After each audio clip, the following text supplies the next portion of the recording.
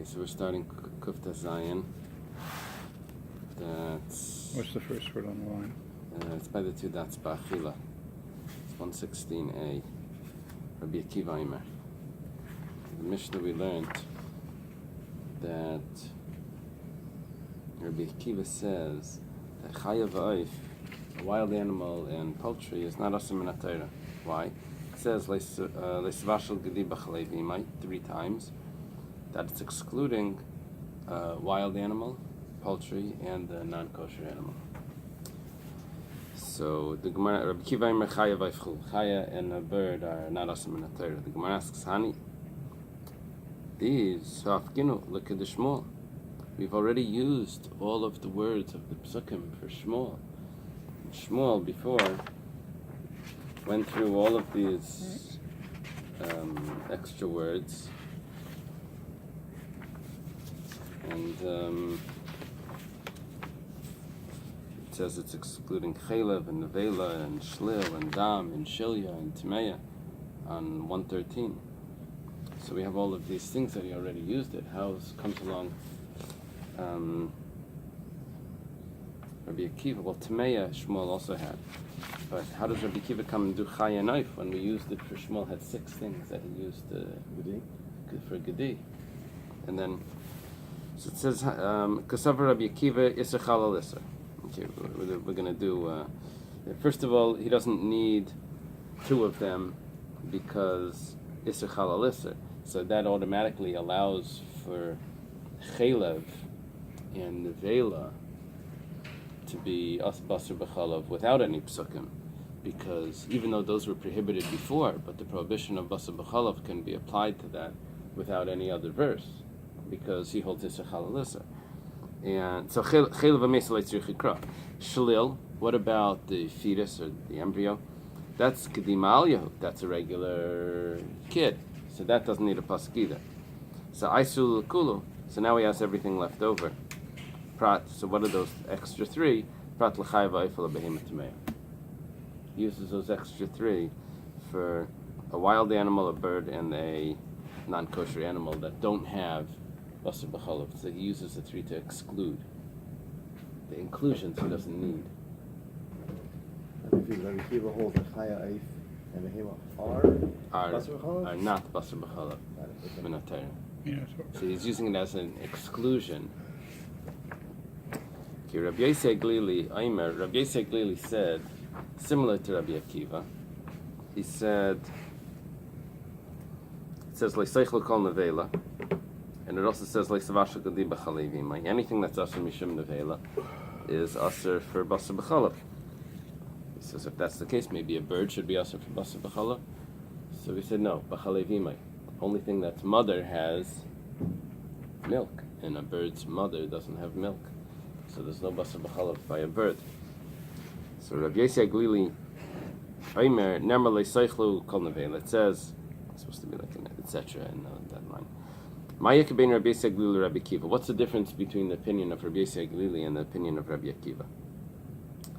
Ikabeinayu Chaya. The difference between them is a wild animal.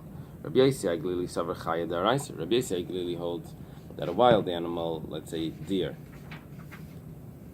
meat together with milk is asur min haTorah.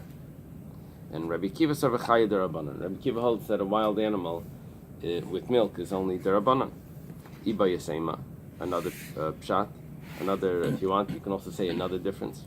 Oifik Abinaya, that there's even a difference by birds. How is that? Rabbi Akiva Savar Chaya v'oifeinu min haTorah hamid Darabanan asiri. Rabbi Akiva holds that Chaya and Oif are not asur min haTorah, because he uses the 3 times Leisavashel Gedi to exclude Chaya and Oif and the behemoth tameya. Rabbi Yosei Glili Savar Oif afilu midarabanan nami layasur. Rabbi Yosei Glili holds that poultry is even mutter midarabanan. There's no prohibition at all on poultry with milk.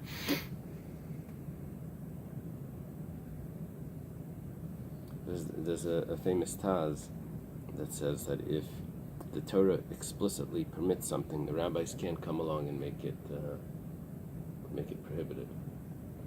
The rabbis can make decrees on all types of things, but not if the Torah said clearly that you're allowed to do it. Now, there's two.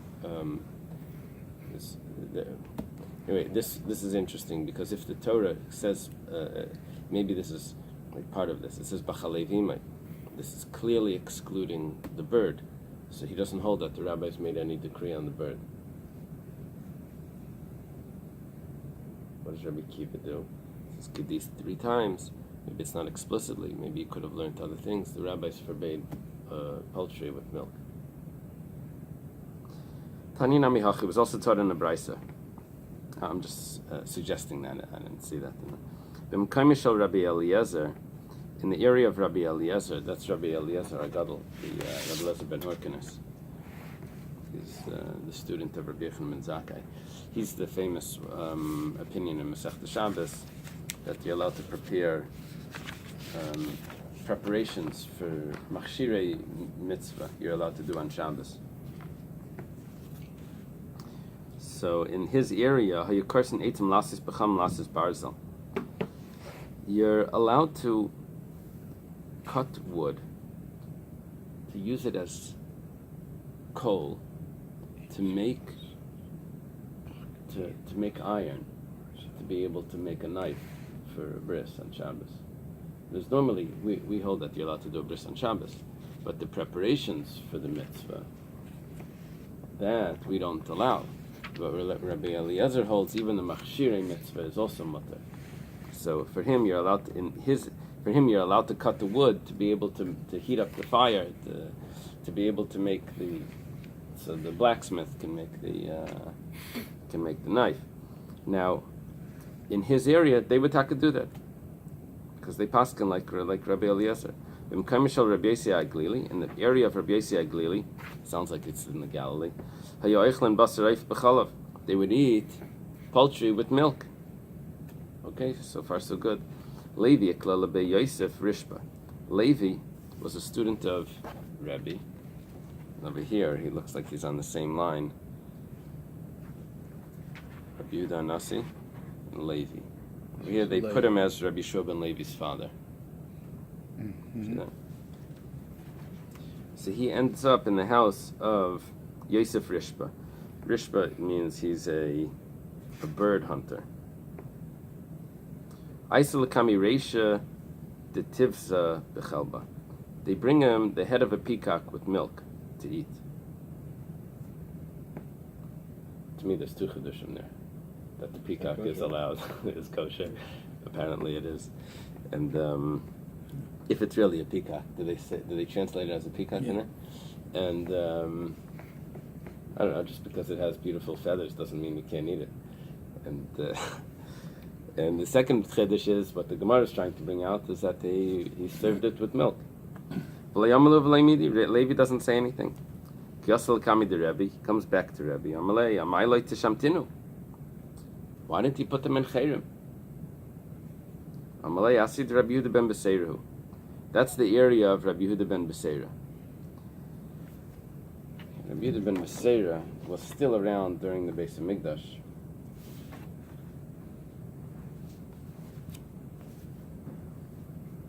But he's probably at the end. He's probably it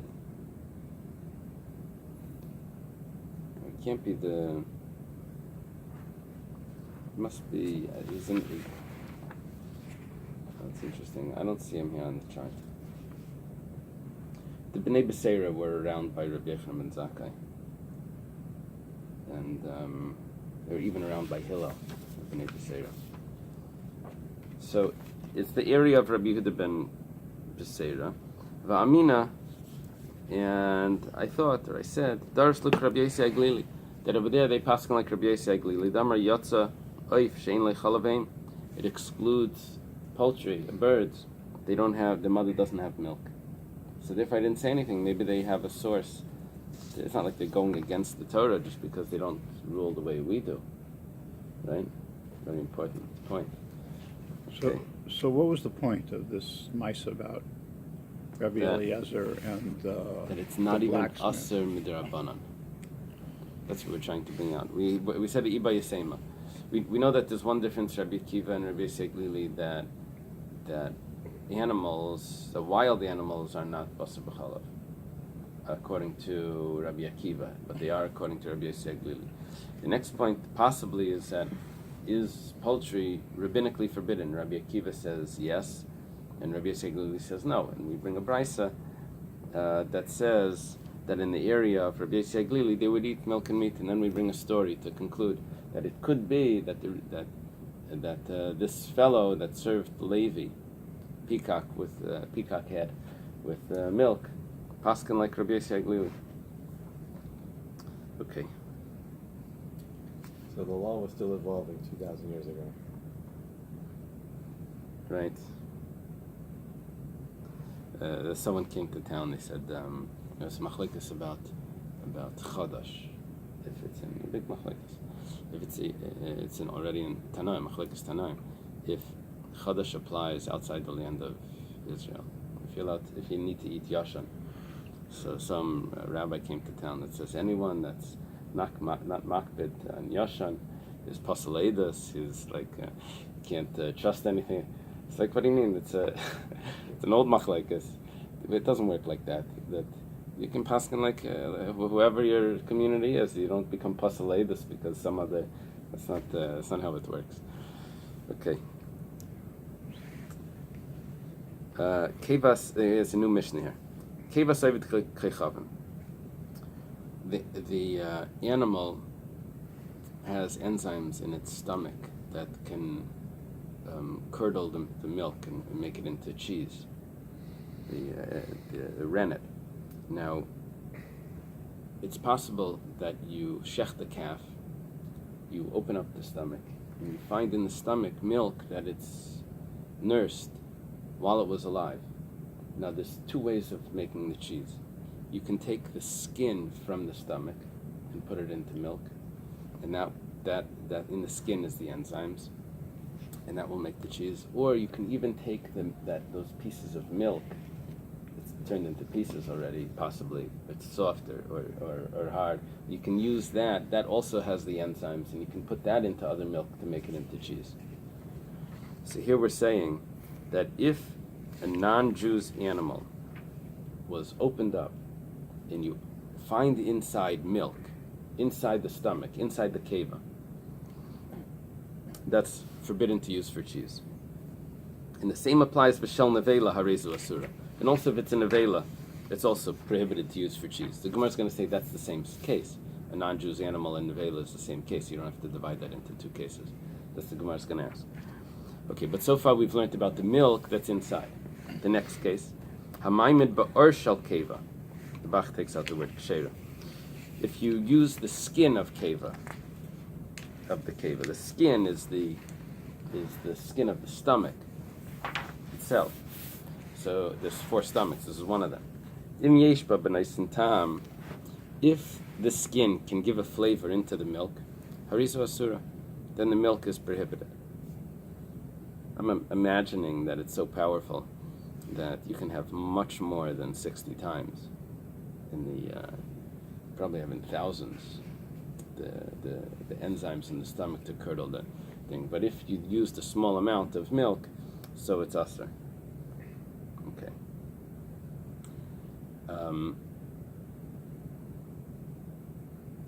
There's a long Rashi here. Let me finish the Mishnah. Maybe I should wait till the end of the Gemara to do it. Let's see. Let's just continue, and then we'll come back to it.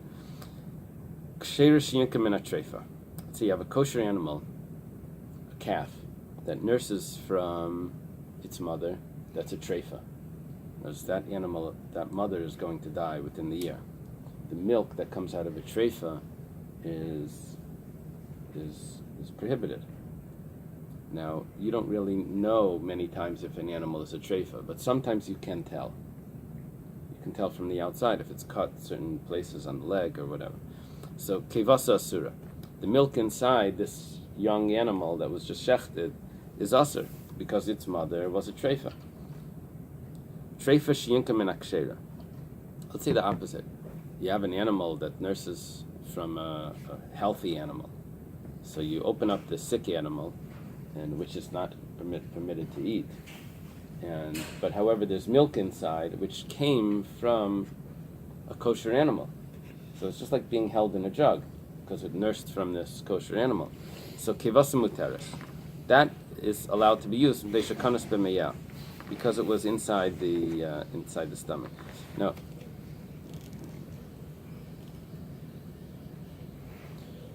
let me just read to you a Mishnah here before we do this. This is a Mishnah in Avodah Zarah in the second chapter. It says Rabbi Yehuda says that Rabbi Shmuel he posed a question to Rabbi Yeshua while they're walking on the road. So Rabbi Shmuel asks Rabbi Yeshua. Rabbi Yeshua is older. He says, "Why are non-Jews' cheese forbidden? Why do they prohibit the cheese of idolaters?" He answered him, because they curdle it with the rennet of an unslaughtered carcass. That's a problem. The cave of Nevela. Well, now we're going to think, so what's wrong with that? Where did the milk come from? That's the question, right? If the milk came from, we just said that a ksheira shinkim and a treifa, the milk is kosher. If a kosher animal nurses from again, it's not the milk in the udder, it's milk that's in the stomach. So where did the milk come from? So, okay, it says it's non-Jewish cheese. They used the milk that was inside an animal that they didn't shecht in the vela. So Rabbi Shmuel says, but he says to him, is not the rennet of a burnt offering more strictly forbidden than the rennet of an unslaughtered carcass? And if an oila, what's inside it should be more strict. And nevertheless, what do we say about an oila? That if you open it up and you find inside cheese, inside the stomach, like the rennet, that's the milk that the calf nursed. And it says that a kayin who is shedaita yafa, that is not finicky, I guess. So sarfa chaya, he can eat it raw. So we see that it's permissible. It means it doesn't become forbidden just because of the outer vessel that's holding it. So Rabbi Yeshua changes his mind, and he says, because they use keva of calves that were sacrificed to idols. It's a different story. Really, you're right. If the problem was because of nevela, it would be fine, because it nursed from a kosher animal. What's the problem with non-Jewish cheese? It's from animals that were sacrificed to idols. That's much more strict. Okay. Yeah, so why isn't it asur b'ana? Okay. In our Mishnah, we learned that kevas ayvid kichavim shel nevela is asur. All right? It's strange, because Rabbi Yeshua didn't say that in his when he concluded. Right? That was what Rabbi Yeshua claimed at the beginning, and Rabbi Shmuel asked him, and he changed his mind. He said, "Okay, fine. Okay, let's see how this Gemara works." Gemara says, "Atu kevas ayvid kichavim lav nevelahi." This question we mentioned when we were learning it. That is the keva. Keva is the stomach. But when we mention keva and we don't say ora keva, we're referring to the cheese that's in the stomach, the milk that it nursed. So is the keva of an ovid kichavim not the same thing as the nevela? Get a Gemara from up top. From up top over there, there's an art scroll, a regular one.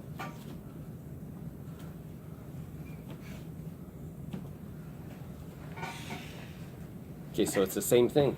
So why do we have to? Oh, yeah, that's not going to work. It's close, but.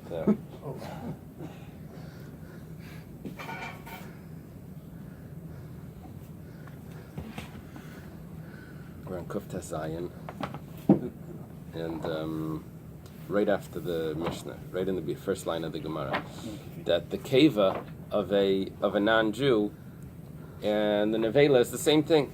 So Amar Rav Huna responds, Hacha, here we're dealing with we're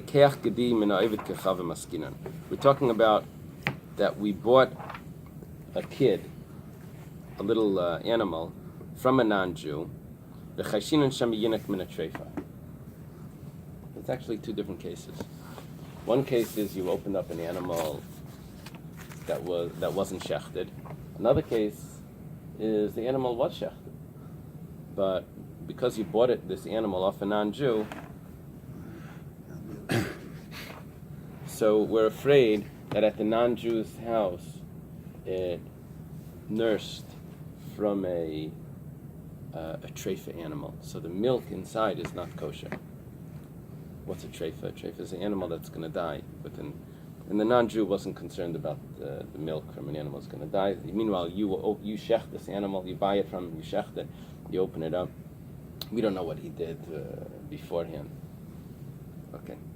The Gemara says, is that a real concern? Are we concerned about such things that you have to be worried about that? V'hatanan, it says it's supposed to be v'hatanya. It was taught in a brisa. You're allowed to buy eggs from a non-Jew, and we don't suspect that maybe the mother bird was killed before the egg came out, and we're not concerned that the mother bird was a treifa either. We don't worry about the treifa. Treifas it happens, but that's not something we have to be chayshish for. So over here you're saying that you can't use the rennet that's inside the animal because yesterday it belonged to the guy and the guy let it nurse from a treifa animal. That's not something that we're concerned about, as we see. Ela ema rather say that what's the problem here? Chayshishin shemiyinik min atmeya. The non-Jew allowed this animal to nurse from let's say a pig or a horse. You buy the animal, you shecht it, you open it up, you want to use every part. Inside you find this rennet that's in the stomach. And where did this milk come from? It came from a pig or a horse or something. Camel. Gemara says, why all of a sudden does this resolve the problem? You're worried about a tmeya animal, a non-kosher animal, but a treifa animal, or an animal that would have died, that you're not worried about. Why is that? The Gemara says, well, treifa leishchicha, tmeya shchicha. Treifa is not so common, but tmeya, a non-kosher animal, that is common. The non-Jews have all these non-kosher animals. The Gemara says, yishchicha, but if it is common, then why are we not concerned even if you buy it from a Jew? Maybe he had access to the animal, just maybe on his own went over. So it says, Anan debadlinan minayu. In a Jewish area, a Jewish household, we're separated from the non-kosher animals. And if we're going to see that this animal is going over to this horse, or to this camel, to nurse, we would separate it. So then, like Gazer Rabbanan, the rabbis didn't make a decree, because even though it could happen, but we would separate it if we would notice it. But that they're not separated from the non-kosher animals. If they see that this calf, this kid, is nursing from this non-kosher animal, so Gazer Rabbanan, the rabbis made a decree. So back in our Mishnah, we have two cases. One case, Keva Sevet Kechavim, is you bought the animal off a non-Jew, and there's a concern that maybe it nursed from a non-kosher animal. And then we have another case of a nevela, where the animal was killed without shchita, and you opened it up. Okay. Why are we concerned with this from a trade animal? Or a tmeya animal. Well, what's happening is we're opening up the animal. Yeah. We're opening up the stomach. In the stomach is the rennet, is milk. Is milk. Now that milk, depending on where it came from, is kosher according to what we're learning here. If it came from a kosher animal, then that milk is kosher. If it came from a non-kosher animal, then that milk isn't kosher. Is the animal kosher? Right here, we're learning that the animal was kosher. We have two cases. One is where the animal is kosher. The other case is where the animal is a kosher animal, but it died without shechita. The first case, we bought it off a non-Jew. The next case, it was a nevela. Okay. Shmuel says chadaktani, that it's really one case. Keva shchita sevet kechavim nevela. That the keva that comes from a non-Jew is nevela. In other words, you look back at the Mishnah. Our question was keva sevet kechavim v'shel nevela. According to Shmuel, the Mishnah is supposed to read keva sevet kechavim nevela. Because the goy shechted it becomes nevela, so you don't have to go through the story that maybe it nursed from a tmeya or that. The Gemara asks, "Umiyamar Shmuel hachi." Does Shmuel hold like this? V'amar Shmuel, but Shmuel says, "Mipnei ma'asur gvina sevet kechavim." Why are non-Jews cheese forbidden? Mipnei shamidim ma'aser ba'or kevas nevela, because they use the skin of the nevela to make it. The skin of the nevela is a problem. Ha-keva gufa, but if it's not the skin of the nevela, but if it's the cheese that's inside the stomach, that's partially digested, so that would be permissible. So why are we saying here that the shchita of Avid Kechavim is nevela, therefore the cheese inside is not kosher? What's the problem with the cheese inside? The cheese inside is permissible. It's only the skin that's a problem. Shmuel taught us somewhere else. This is like kasha. That's not a problem. Because kan kaidem chazara, kan lacher chazara. Chazara here means the retraction that we had in the Mishnah in Avodah Zarah, where Rabbi Shmuel asks Rabbi Yeshua, why is non-kosher cheese forbidden? And he says it's forbidden because they use the keva of an avela. And Rabbi Shmuel says, but that shouldn't be a problem. So Rabbi Yeshua says, okay, you're right. It's because they use calves from idolatry. So that means that Rabbi Yeshua changed his mind about what's the reason for non-Jews cheese to be forbidden. Now Shmuel came along and gave another reason. He says that they use the skin. The skin is worse than the cheese that's inside. But Kaidem Chazara, that was permissible. Kaidem Chazara, the cheese inside was permissible. The Kaidem Chazara, the cheese inside was forbidden. That's what Rabbi Yeshua thought originally. Lacher Chazara, the cheese inside is permissible. So Shmuel is explaining our Mishnah that the shchita Avid Kavim is nevela, and the cheese inside is forbidden. That's the original opinion of Rabbi Yeshua. But Shmuel's statement that the reason why non-Jews cheese is forbidden is because of the skin. It's mashma that the cheese itself, that the rennet itself, the milk that's inside the animal is permissible. That's liacha chazara. That's after Rabbi Yeshua changed his mind. Okay, I'll go back to the things that we're skipping here after we finish the next Gemara.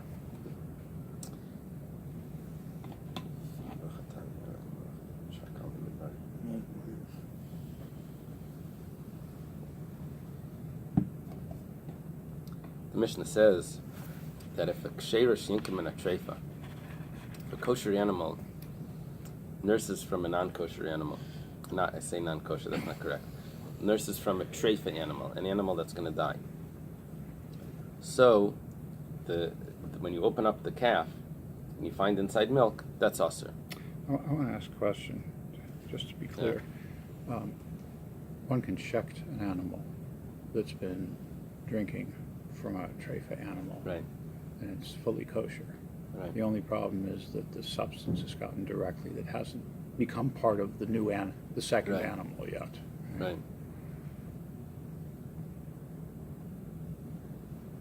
Okay. I think we're supposed to have the majority of the feed is supposed to be kosher. I think that's a rule, but I'm not sure if that's the majority of the feed of the animals is supposed to. Yeah, the reason I'm asking is I read in that Shulchan Aruch that I like to use the 3 ways cheese are made today. And so the third way, the way it's used that's most strict, is the skin is taken and it's crushed and it's made into different substances until it's not recognizable as food anymore. Nothing would eat it, but it still has enough strength of the enzyme left. So it must be that even an enzyme from a treifa animal is not good. That's why I'm. No, 1 second. If you take, you see, Shmuel said that the skin of a nevela is aser. We're discussing over here this. Actually, we left out one detail. We discussed the cheese, the rennet, the milk that's found inside the animal, if the animal is a nevela, which we said that was the difference between kaidem chazara to lacher chazara. Mm-hmm. That was Rabbi Shua's two answers. We discussed if the animal nursed from a treifa or from a nevela, that would be an issue. And what we didn't talk about is the skin from a kosher animal. Everyone seems to agree that the skin from a non-kosher animal would be forbidden. That's what Shmuel is telling us. Okay. The skin from a kosher animal we didn't discuss. And there's there's a famous Rabbi Kiveger. Did you see? There's I think it's Kuf Zion, Rabbi Kiveger in the Chuvas. Mm-hmm. There he says it gives you a recipe to make cheese. How to make cheese. But he tells you why it's kosher even though you're using meat. Uh-huh. You're using the skin, and why it's not mevatel nisel lechatchila. Why it's not taking a piece of meat and throwing it into a big pot of milk, which is many more times than 60. Why it's not considered nullifying, which is you're not supposed to nullify on purpose. Okay. So here we said that a kosher animal that nurses from a treifa is aser. However, a treifa animal that nurses from a kosher animal, that's mutter. The Gemara asks, 1 second, Vakatani Reisha, the beginning of the Mishnah taught, Kevas Ovid Kechavim V'Shal Nevela Harezu Asura. What is that talking about? That it nursed from a nevela? No, talking about that you found it inside a nevela. What did it nurse from? It nursed from a regular animal, a kosher animal. And nevertheless, you said that it's prohibited. Now all of a sudden we have a treifa, sheyinka min akshera, a non-kosher animal, a treifa, an animal that's going to die. You're not allowed to eat the meat. It nursed from a kosher animal. The milk inside is kosher. So it's a contradiction, the beginning of the Mishnah and the end of the Mishnah.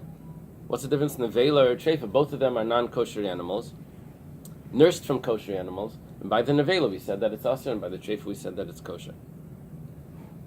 Rav Chizda says,